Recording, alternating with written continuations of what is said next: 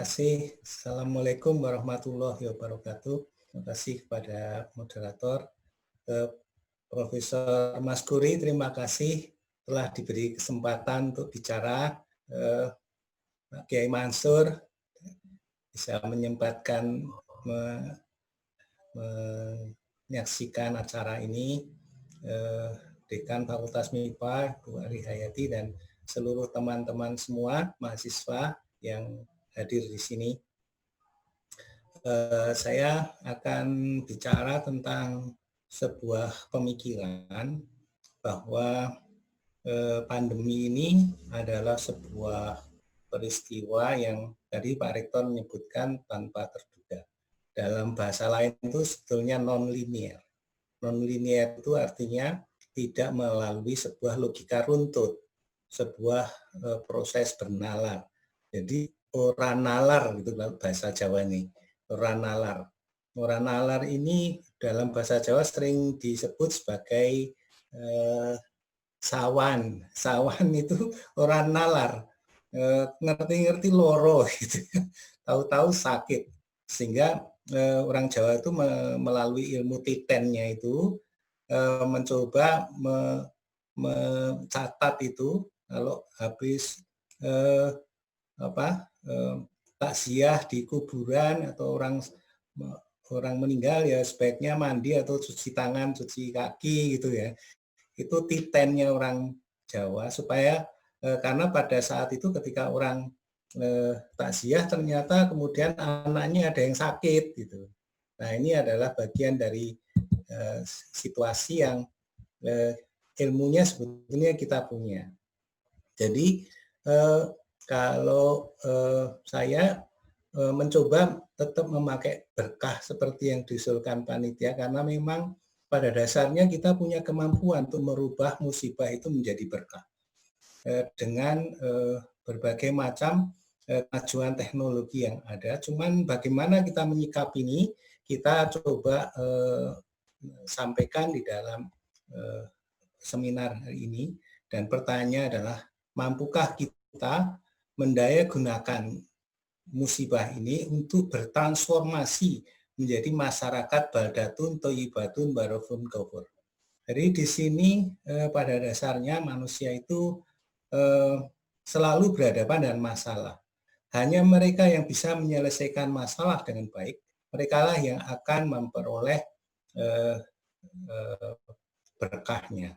Jadi disinilah kita coba bagaimana caranya dengan COVID-19 ini.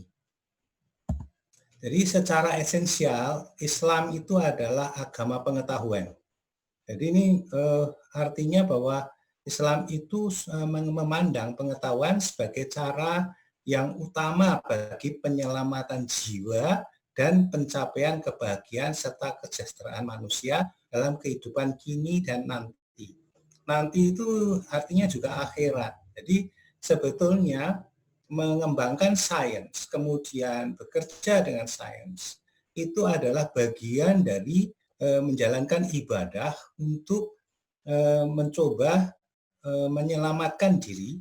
Kalau tidak dapat keselamatan di dunia, di akhiratnya jangan sampai juga tidak beruntung. Jadi di akhirat juga harus selamat. Di sini setiap musibah itu selalu terkandung hikmah. Nah, ini saya cocokkan saran Pak Rektor tadi. Memang ada hikmah, tapi hikmahnya ini kemudian kita ubah menjadi berkah karena kita bisa mentransformasikan diri menjadi masyarakat yang maju. Baldat thayyibatun barakun ghafur. Apa sih ciri masyarakat yang maju itu? Yaitu masyarakat yang memiliki empati terhadap kemanusiaan dan alam. Jadi dia bukan menjadi perusak, karena sudah dinas manusia itu menjadi perusak. Nah, kalau kita bisa melepaskan diri dari status pelajaran dari profesor. Dari status itu menjadi status yang memberkahi alam, maka kita akan bisa memperoleh ganjaran berupa keberuntungan kehidupan di dunia dan akhirat. Jadi di sini untuk bisa menjadi seperti itu, manusia harus memiliki status sebagai pemberi, bukan peminta. Jadi dia mengutamakan memberi daripada meminta. Nah, di dalam kasus COVID-19 ini, sebetulnya 80% lebih itu orang yang terinfeksi corona itu tidak memiliki gejala apa-apa. Jadi dia ya seperti sehat-sehat saja. Tetapi dia ini sebetulnya membawa virus yang bisa ditransmisikan ke orang-orang yang rentan. Kalau terkena corona, dia bisa menderita sakit yang parah. Nah, orang ini adalah orang-orang yang disebut dengan sebuah komorbid. Komorbid ini dia umumnya adalah memiliki tekanan darah tinggi, diabetes, penyakit jantung, dan penyakit-penyakit degeneratif lainnya. Nah, pada orang-orang seperti ini, kematian banyak terjadi. Jadi, orang-orang tanpa gejala itu harus dilatih supaya dia menjadi sensitif untuk tidak membuat celaka pada orang lain. Ini artinya dia memiliki empati terhadap kemanusiaan. Nah, COVID-19 itu adalah fenomena kompleks. Fenomena kompleks. Nah, fenomena kompleks itu cirinya itu adalah non-linear tadi. Non-linear. Jadi kalau masalah itu ruwet, itu selalu tidak bisa dinalar. Ya, dia namanya non-linear. Sekilas terlihat membingungkan dan terasa aneh. Namun, di dalam sains, fenomena non-linear ini justru dikelola menjadi sebuah kajian namanya quantum physics. Quantum. Jadi dia memunculkan istilah kuantum. Jadi pada level atom dan subatom dan yang kecil-kecil tadi itu dibahas fenomena non-linear ini. Jadi dia menjadi tidak membingungkan dan tidak terasa aneh. Karena virus ini ukurannya adalah sekitar 100 sampai 150 nanometer, maka dia itu menjadi atomik dan subatomik tema-tema atom dan subatomik. Jadi dia menjadi non-linear. Dan karena kita memiliki kajian-kajiannya, maka yang membingungkan dan terasa aneh tadi menjadi bisa menuai berkah. Seperti kita punya HP, kita punya radio, kita punya komputer saat ini, kita bisa berkonferensi, berseminar jarak jauh seperti ini karena kita memahami fenomena-fenomena non-linear ini menjadi sebuah berkah dan menjadi budaya baru yang disebut dengan era industri 4.0. Nah, permasalahan kemudian muncul adalah adanya fenomena sosiologis akibat dari perkembangan teknologi sosial media. Ini sosial media ini adalah dampak dari teknologi yang dikembangkan melalui konsep-konsep non-linear pada skala atom dan subatomik itu. Dan ini menjadi ruwet karena ada hoax, ada berita-berita yang dengan cepat sekali tersebar. Dan kadang-kadang SK-nya belum dikeluarkan, beritanya sudah menyebar gitu. Nah, ini adalah sebuah fenomena yang ada di masyarakat kita akibat dari teknologi sosial media. Nah, untuk itu nanti dalam seminar ini saya mencoba menawarkan sebuah pendekatan baru untuk menarik kesimpulan-kesimpulan agar kita bisa membuat tindakan yang diharapkan. Kalau kita berbasis pada Al-Quran, maka sebetulnya Al-Quran itu sudah mendirect kita itu untuk mempercayai pada yang gaib. Nah, yang gaib ini disebut lebih nyata dibandingkan dimensi materialnya. Ini surat Al-Baqarah ayat 3. Islam meminta mengimani yang gaib. Nah, kalau sepintas ini seolah akan bertentangan dengan sains, tetapi dengan suatu konsep postmodern yang diprakarsai oleh Einstein, kita sebetulnya menjadi lebih paham mengapa kok Al-Quran itu meminta kita percaya pada yang gaib. Karena yang gaib ini lebih nyata, seperti misalnya antara pikiran kita dan tubuh kita. Pikiran kita dan tubuh kita itu sebenarnya mana yang lebih nyata? Tubuh kita itu bisa hilang, tetapi pikiran kita, kalau Pak Rektor tadi tulisannya banyak kan, berarti Pak Rektor itu umurnya akan lebih panjang dari fisiknya, karena buku-bukunya akan dibaca oleh banyak orang, dan itu akan hidup terus. Dan nanti kalau ditularkan pada orang lagi, dari generasi ke generasi hidup terus dia. Sementara kita itu fisiknya mungkin sudah tidak ada. Jadi artinya yang bersifat gaib, karena pikiran itu bukan materi, dia bisa saja disebut gaib, itu menjadi lebih nyata. Kalau ilmuwan, benar-benar seorang ilmuwan dan saintis, itu kadang-kadang kayak Marie Curie, itu dia bilang gini, nothing in life is to be feared. Sebetulnya di kehidupan ini tidak ada yang menakutkan. Jadi kalau kita takut itu biasanya karena kita tidak paham. Seperti kita tidak tahu ada virus, tahu-tahu orang sakit, maka orang bilang ini disantet gitu. Nah, ini pun kemudian kita menjadi karena tidak tahu sebabnya dan sebagainya, kita menjadi takut.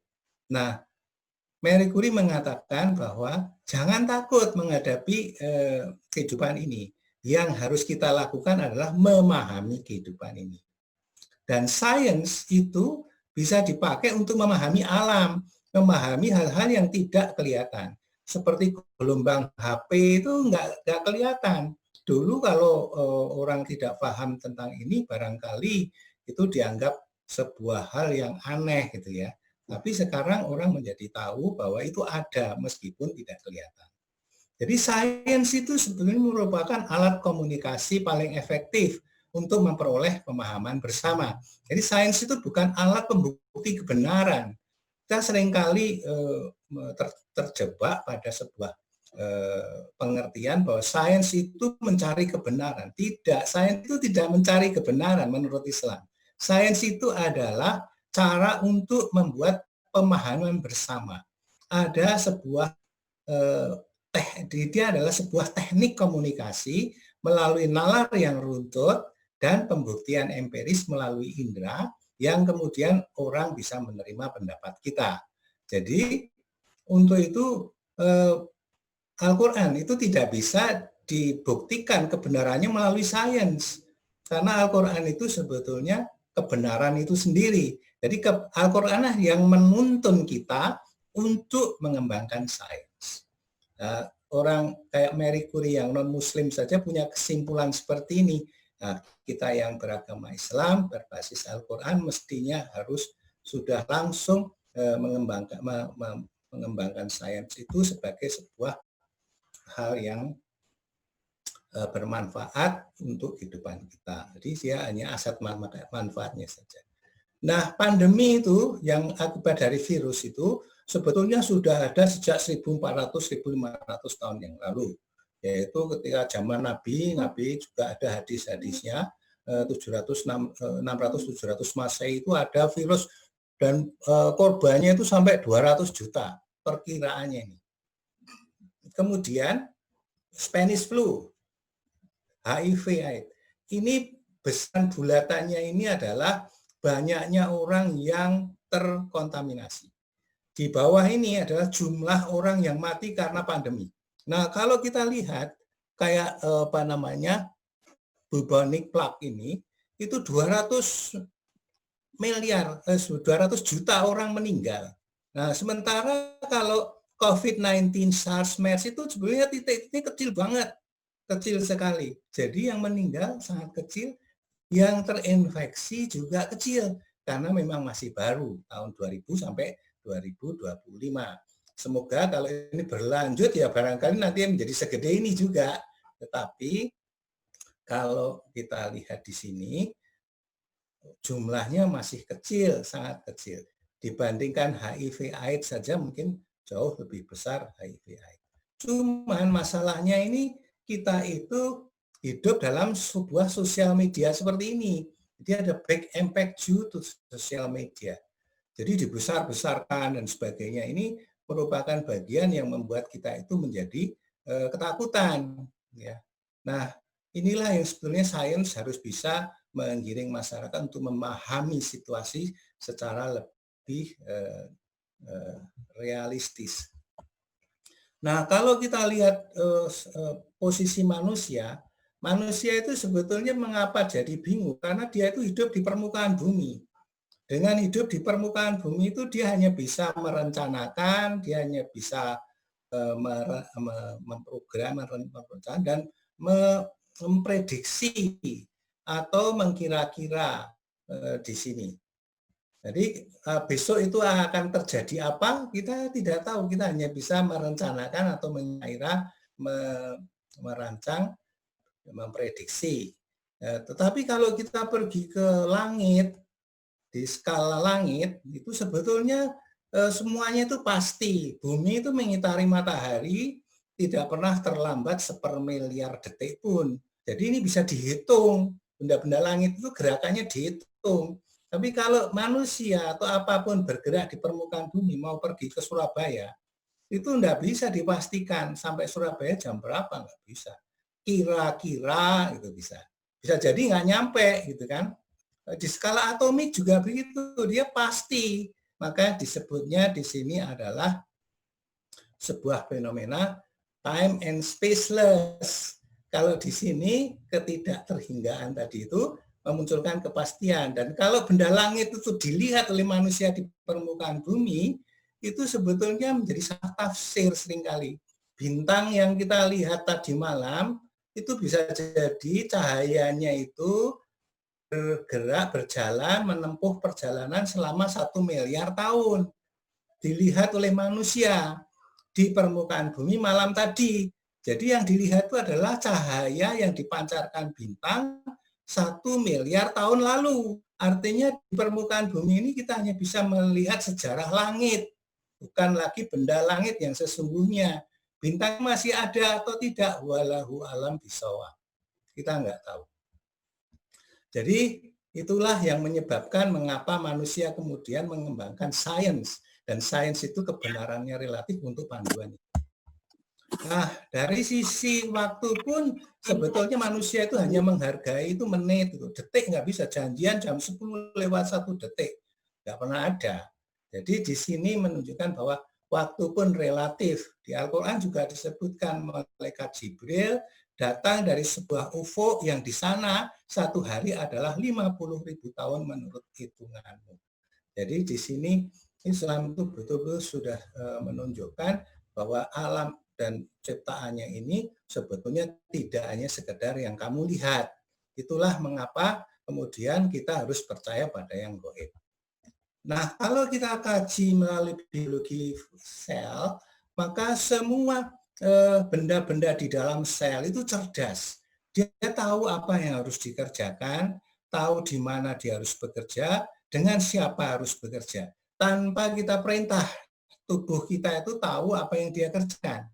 Nah, seringkali malah pikiran kita itu mengintervensi aktivitas mereka. Harusnya dia mengerjakan sesuai dengan kecerdasannya, kita perintah karena kita sendirinya stres, kita deg-degan dan sebagainya. Nah, deg-degan ini adalah fenomena manusia yang berhadapan dengan sebuah kenyataan di permukaan bumi tadi, dibawa, ditransmisikan sampai ke dalam sel, dan dia bingung. Begitu bingung, dia menjadi penyakit. Ya. Nah, ini adalah sebuah situasi di dalam sel ketika ukurannya itu antara 1 sampai 100 nanometer. Barangnya ada, mengikuti hukum Newton, tetapi juga cerdas mengikuti kuantum fisik. Fenomenanya non-linear.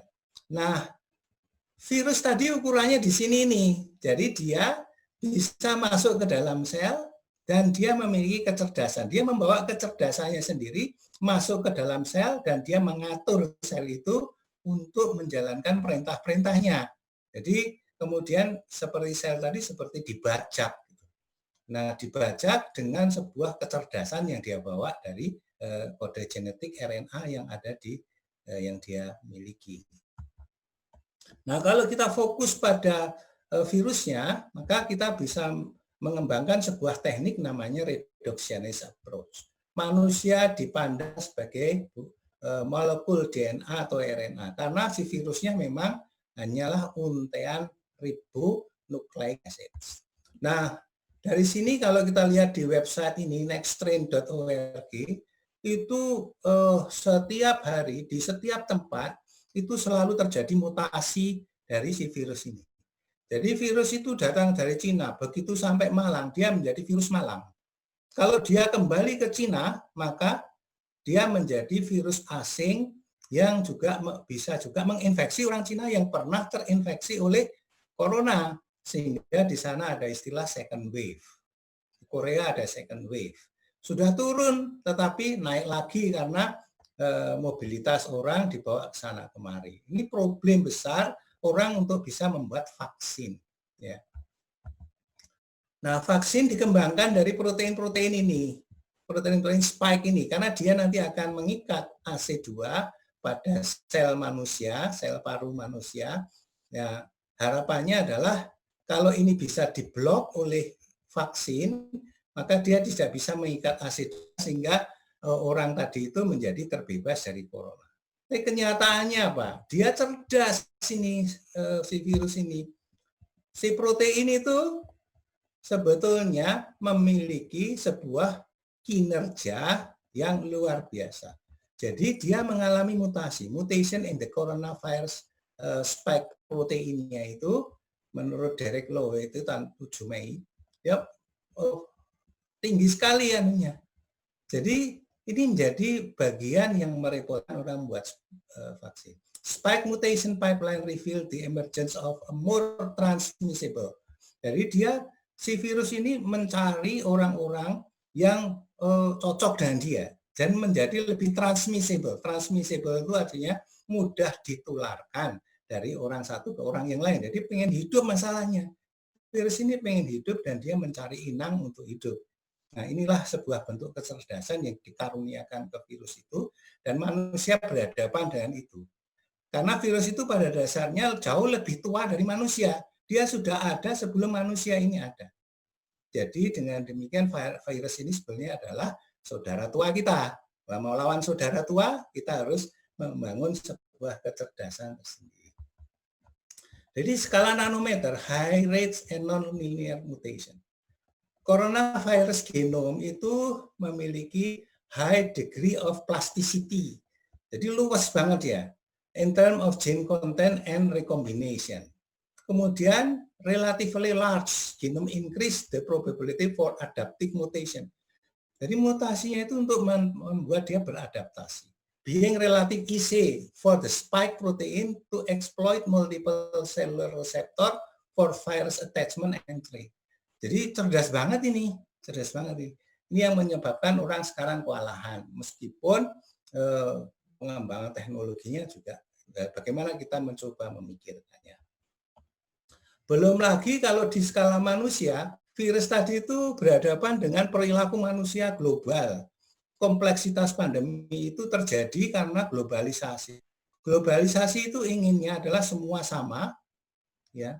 Misalnya kita pengen makan ayam di McDonald atau Kentucky, itu di seluruh dunia rasanya kayak gitu. Manusia itu pengennya itu sama, tidak ingin keragaman. Padahal keragaman itu adalah bagian dari kekuatan manusia. Ya.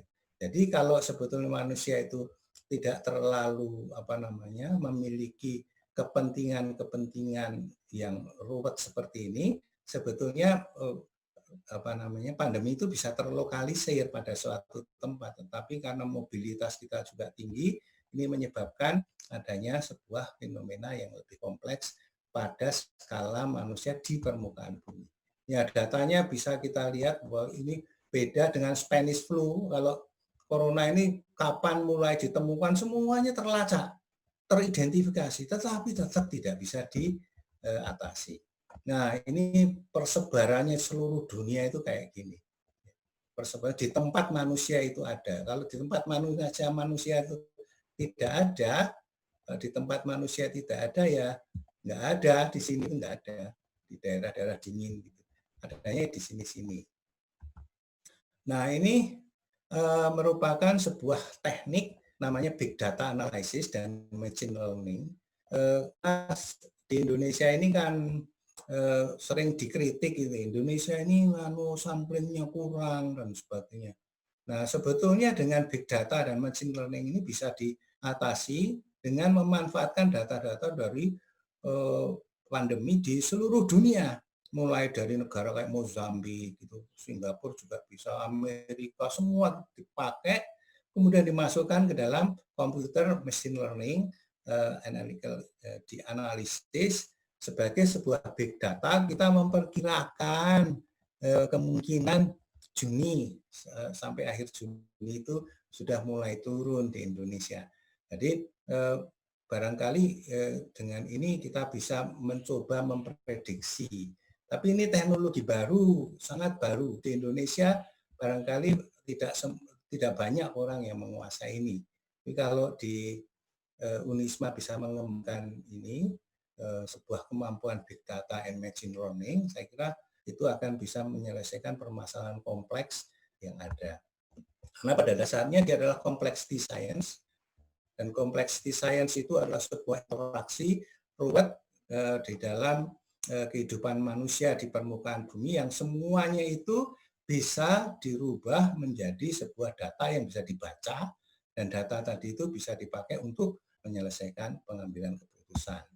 Jadi prosesnya seperti ini, mulai dari level molekul sampai di permukaan bumi kita bisa menggunakannya. Jadi dari atom sampai ekosistem, ini ada spatial scale, bahkan sampai global, kita bisa memprediksikan sebetulnya seperti itu. Dan orang mulai bekerja dengan big data ini untuk meramal pandemi.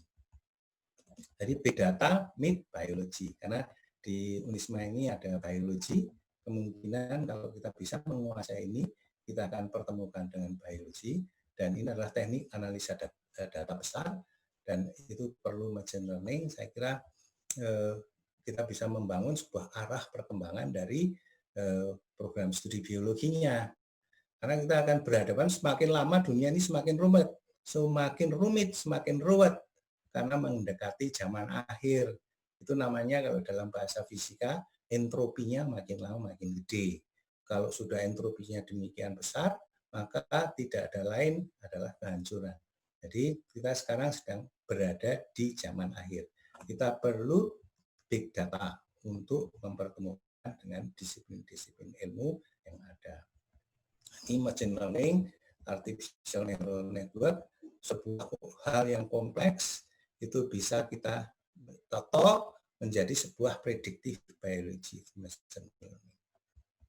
Jadi secara ringkas saya simpulkan bahwa konsep baru di bidang kesehatan itu perlu kajian yang lebih komprehensif melalui pemikiran transdisiplin. Diperlukan karena kompleksitas masalahnya. Fenomena di level DNA merupakan peristiwa non-linier, perlu pendekatan epidemiologis yang berbeda.